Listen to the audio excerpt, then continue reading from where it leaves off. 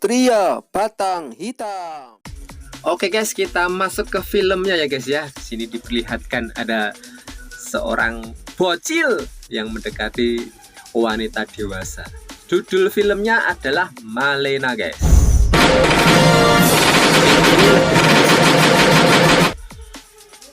Film Prancis atau Italia guys. Kita masuk ke filmnya. Ini kalau para penggemar film harus tahu film ini. Di awal film kita diperkenalkan seorang bocil berusia 12 tahun bernama Renato yang sedang mengelus-elus sepedanya guys. Termasuk film lama, jadi ya adanya sepeda ontel. Dia mendatangi masuk klub sepeda ontel guys, jadi punya geng sepeda ontel. Kemudian ketika mereka nongkrong sama gengnya, Renato ini melihat wanita yang sangat anggun, namanya Melina. Perempuan ini cantik tapi sudah dewasa, sudah kelewat umur. Nah, di saat itulah cinta pada pandangan pertama yang dialami oleh Renato. Pandangan pertama awal aku berjumpa. Lihat bodinya yang seksi itu ya guys ya. Anjay. Saking cintanya tuh si Renato ini sering bolos sekolah guys, demi untuk mendatangi rumahnya si Melina ini.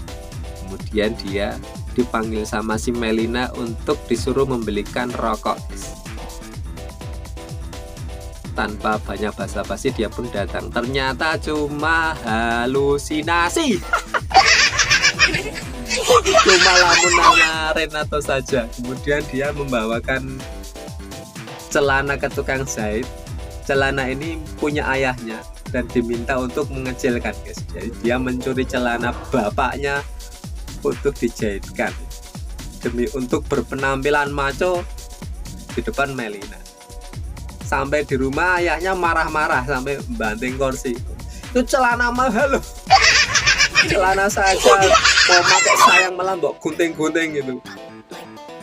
Kemudian pada malam harinya si Renato ini kabur lewat jendela dan pergi ke rumahnya Melina. Dia tuh menemukan sebuah lubang yang bisa melihat si Melina ini dari arah mana saja ya. Esokan paginya si Renato ini cukur biar ganteng. Boy. Dasar bocil ya guys ya. Kemudian dia kembali lagi membawa teleskop untuk melihat si Melina yang sedang berjemur.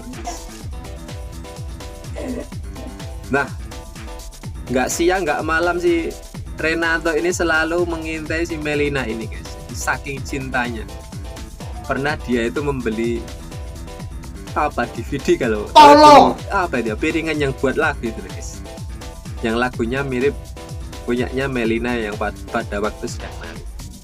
Nah, sambil mendengarkan lagu dia bayangin si Melina ini.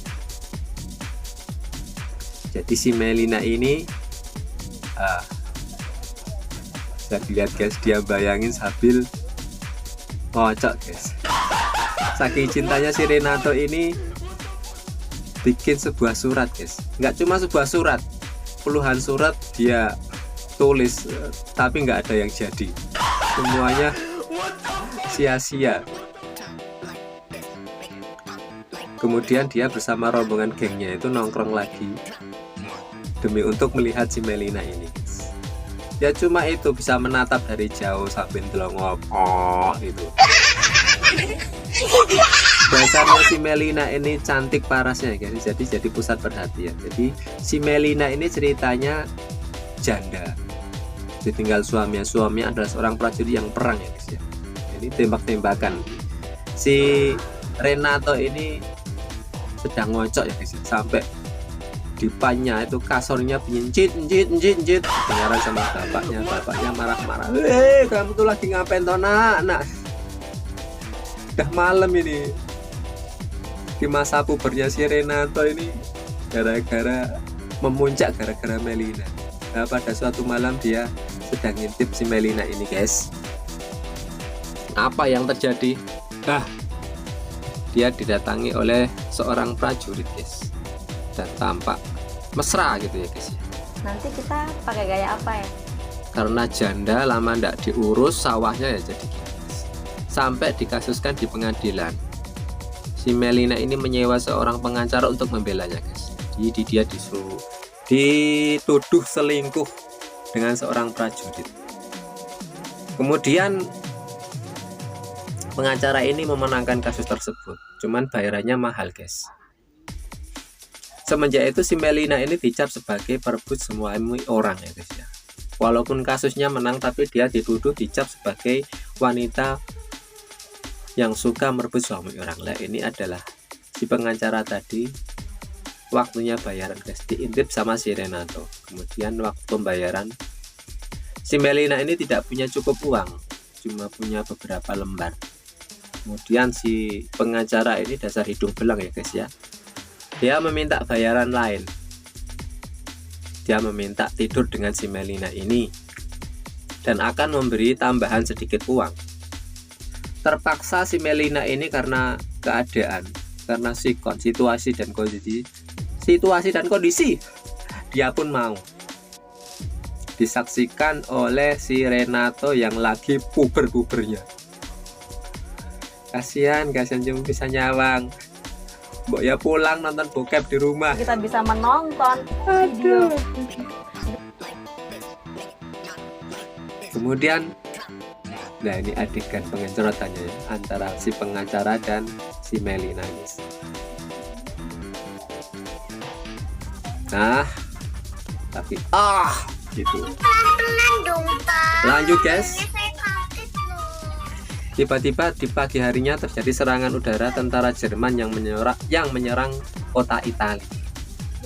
Dan si Melina ini punya seorang bapak, dia guru-gurunya Renato ya, guys. Cuman dia agak tuli dan dia meninggal pada serangan itu. Akhirnya si Melina ini jadi semakin sebatang kara. Pada malam harinya si Melina kedatangan tentara Jerman yang membawakan beberapa makanan. Kemudian dia disuruh masuk oleh si Melina, dan makanan ini dibayar Melina dengan tubuhnya, guys. Apa daya, apa boleh buat, karena si Melina tidak punya pekerjaan, ayahnya sudah meninggal, jadi dia membeli makanan saja dengan tubuhnya, guys. Si Renato yang mengetahui itu hanya bisa menangis menatap dari kejauhan, guys. Seakan-akan dia patah hati ya, guys. Tapi dia tahu bahwa si Melina ini melakukan dengan terpaksa demi bisa bertahan hidup. Kemudian scene pun berpindah. Si Melina ini semakin berani menjual tubuhnya ke orang-orang dan tentara-tentara sekutu. Jerman itu sebenarnya adalah musuhnya, tetapi demi uang dia melayani tentara Jerman, tentara sekutu, sampai semua orang pun mengecap dia tahu bahwa si Melina sekarang menjadi pelacur.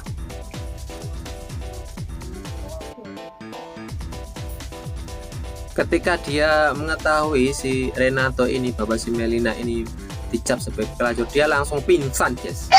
Tidak kuat mental. Kemudian dia dibawa ibunya ke seorang ustadz, suruh ngeruqyah gitu, guys. Tetapi tanggapan ayahnya, oh Renato itu bukan kena kerasukan setan, dia tuh masa pubernya muncak, saya tahu obatnya. Kemudian si Renato ini dibawa ke tempat prostitusi. Keren ya, guys ya. Kemudian dia dilayani oleh seorang PSK sambil membayangkan wajahnya si Melina yang cantik. Baru dimasukin, dikocok bentar, udah cerot. Joninya terlalu mini. Pikirannya bisa los, hatinya biasa senang, kayak lega gitu sih. Wah, ternyata sperma itu memang harus dikeluarkan, kalau enggak jadi penyakit, guys. Pada saat itu tentara Jerman akhirnya berhasil diusir sama tentara Italia dan membuat kota itu hancur ya, guys ya.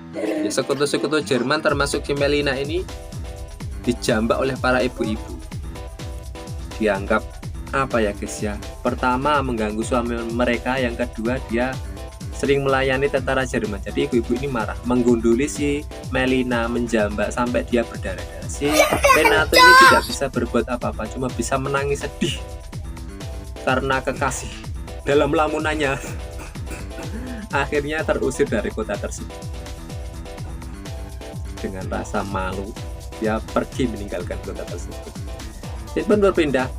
Tiba-tiba setahun kemudian datanglah suaminya yang ternyata tidak meninggal di medan perang, namanya Nino Scordio ya. Dia datang mencari istrinya guys. Ketika dia menanyakan istrinya ke orang-orang, si Nino ini malah dimarahi oleh orang-orang. Dia mengatakan orang-orang dia bergabung ke partai komunis katanya. Kemudian si Renato ini tahu dan memberikan surat kaleng kepada si Nino ini bahwa dia begini-begini dan dia sudah pindah ke kota apa gitu. Akhirnya suaminya bisa menemukan istrinya. Setahun kemudian dia kembali ke kota kelahirannya, si Nino dan si Melina ini. Cuman penampilan si Melina ini sekarang lebih tertutup, lebih keibuan, lebih anggun lah. Kemudian serta merta orang-orang ini jadi menghormati si Melina ini, bahkan mereka menyebut Nyonya Scordia, panggilan kehormatannya dia ya guys ya. Orang-orang yang berjualan pun menawarkan barang mereka seakan-akan Nyonya Scordia ini orang terhormat, orang kaya. Itulah dunia, putar baliknya kita tidak tahu. Pada saat membeli jeruk ini, jeruknya tumpah dan diambil dibantu sama si Renato. Dan ini adalah pertama kali si Renato ini bertatap muka. Kemudian si Renato memberikan ucapan good luck Nona Malena. Seakan-akan tersentuhlah si Malena ini. Dia tahu ucapan si Renato ini begitu tulus, seakan-akan dia tahu kehidupannya. Memang dia tahu karena dia mengintip dari awal. Dia pun tersenyum dengan senyuman yang tulus kepada Renato. Aduh, kasih yang tak sampai. Kisahnya yang legendaris tetap dibicarakan banyak orang karena kisahnya yang haru biru menyentuh kalbu guys.